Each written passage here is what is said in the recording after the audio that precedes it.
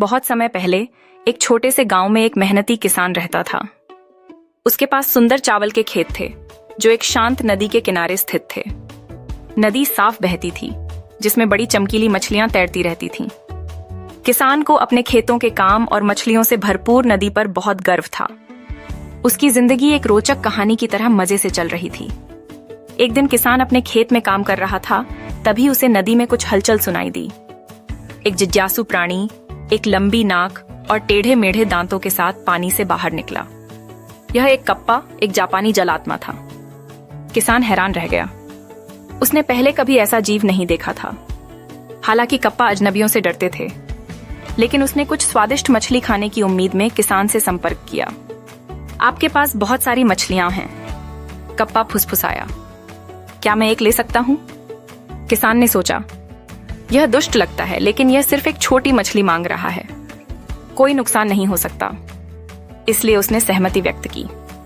लेकिन हर दिन कप्पा ने एक और मछली के लिए कहा, और फिर एक और, जब तक कि नदी में मुश्किल से कोई मछली बची थी। वह रोज किसान से मछली मांगता गया। किसान परेशान हो गया। उसे अपने परिवार के लिए भोजन चाहिए था। वह नदी में गया और कप्पा से बात की। कृपया अब और मछली मत लो, किसान ने विनती की। कप्पा बोला, मैं उनके बिना नहीं रह सकता।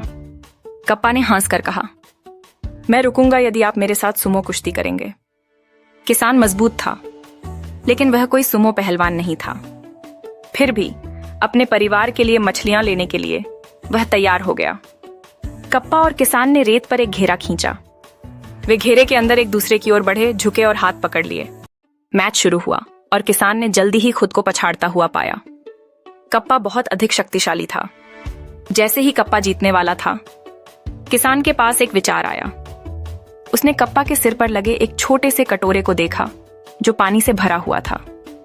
किसान जानता था कि कप्पा को इस पानी को अपने सिर पर रखना पड़ता है। अगर यह नहीं होगा तो वो अपनी शक्ति खो देगा। उसने कप्पा को झुकाने के लिए एक चाल चली। जैसे ही कप्पा झुका, कटोरे से पानी निकल गया। कप्पा कमजोर हो गया और किसान ने उसे जल्दी से नीचे गिरा दिया। आपने जीत हासिल कर ली है, कप्पा रोया। मैं आपकी कोई और मछली नहीं लूंगा। किसान ने कप्पा से वादा करने के बाद उसे जाने दिया। तब से कप्पा ने अपना वचन निभाया और किसान की नदी फिर से जीवन से भर गई।